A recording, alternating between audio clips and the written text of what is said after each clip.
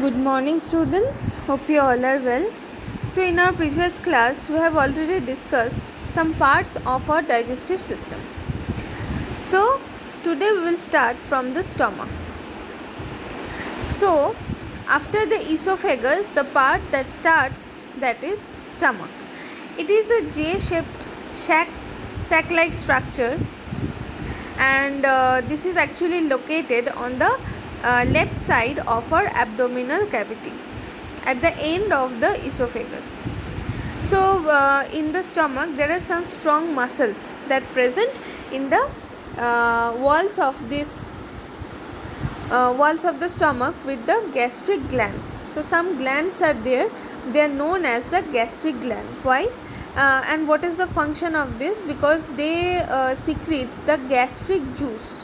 Okay, so gastric glands secrete gastric juices that contain the HCl, means the hydrochloric acid, and some of the digestive enzymes like pepsin and renin. Renin generally present in case of infants.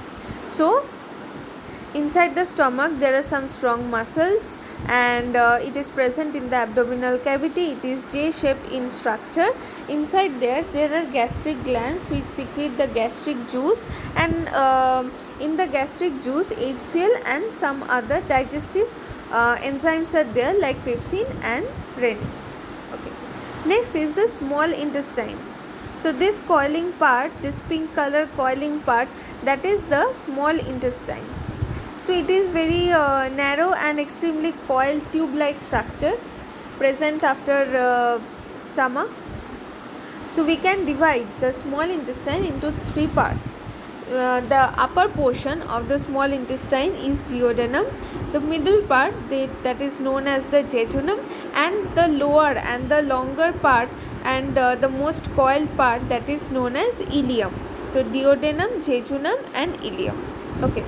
So in the small intestine, the inner walls of the small intestine, they contain some finger-like structures or some finger-like projections. So these finger-like projections are known as villi. Okay. So this villi increase the surface area, and as the surface area increase, they help in the absorption of the digested nutrients. Okay. So what is villi? It is actually the finger-like structures of the inner wall of the small intestine. They are known as villi, and it increase the surface area that help in absorption of the digested food. Okay. So after small intestine, there is large intestine. So here you can see this red color portion, that is the large intestine, and this coiling portion is the small intestine. So the large intestine is wider than the small intestine, and it also has three parts. It contains three parts: cecum, colon and rectum. So the first part, that is cecum, and it is a pouch like structure that connects the small intestine to the large intestine, and after that it leads to colon. So colon is the largest part of this large intestine, and it is also divided into main three parts, that is ascending colon, transverse colon and descending colon. So ascending colon, transverse colon and descending colon. So after colon there is rectum. So it is the lowest part of the large intestine, and it is located at the end of the colon, end of the descending colon. And at last, the last part of our digestive tract or our alimentary canal, that is the anus. So rectum means the last part of our large intestine. So the rectum opens to the exterior through this anus.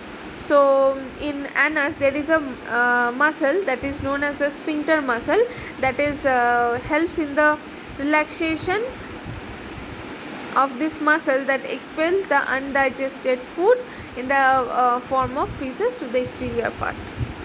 Okay.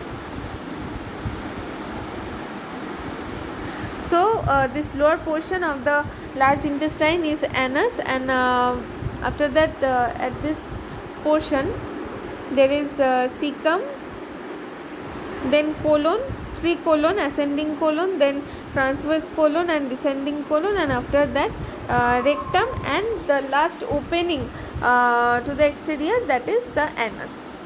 Okay. So these are some parts of the digestive tract. So there are also some digestive gland which secrete some of the enzymes, and without this enzyme we cannot digest our food. So the digestive glands, let's see what are these digestive glands. So salivary glands, liver and pancreas. So these are the accessory digestive gland, and that secretes these glands secrete enzymes in the alimentary canal. So first is the salivary gland. So it is generally present in our mouth region or in our oral cavity. Okay, so there are 3 pairs of salivary glands are there, that is located beneath our ear, along the sides of our lower jaw. Okay, so as you can see in the diagram, three pairs of salivary glands are there. One is the beneath of our ear, and 2 are the lower jaw, present in our lower jaw, to the sides of the lower jaw. So salivary gland generally secretes saliva. It is a watery fluid, and it also contains some of the enzyme, that is the salivary amylase, and this enzyme help the digestion of carbohydrate. Okay, mainly the starch. So inside the salivary gland, the salivary gland secretes the saliva, and inside saliva there is one enzyme, that is the salivary amylase. So the salivary amylase, or this enzyme, help to digest the carbohydrate, mainly starch. Next gland is our liver. So as you can see, this is a deep red color portion, that is our liver. So it is the largest gland of human body. So which is the largest gland or largest digestive gland of human body? That is liver.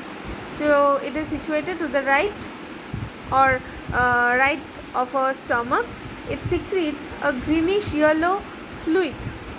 Okay, it secretes a greenish yellow fluid, and that fluid is known as bile. Okay, so bile is generally stored in a small pouch located below the liver, that is known as the gallbladder. So the bile generally stored in gallbladder. So gallbladder release the bile into the small intestine, mainly in the duodenum, through some ducts,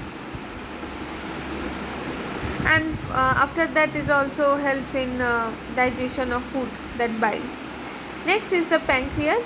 So it is a leaf-like structure, as you can see in this yellow color portion, or the yellow color leaf-like leaf-shaped gland, that is the pancreas.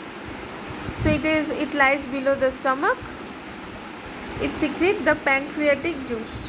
Okay, so pancreas secrete pancreatic juice, which poured into the duodenum through a duct, and this pancreatic juice also contains enzymes like for the digestion of protein, carbohydrate and fat.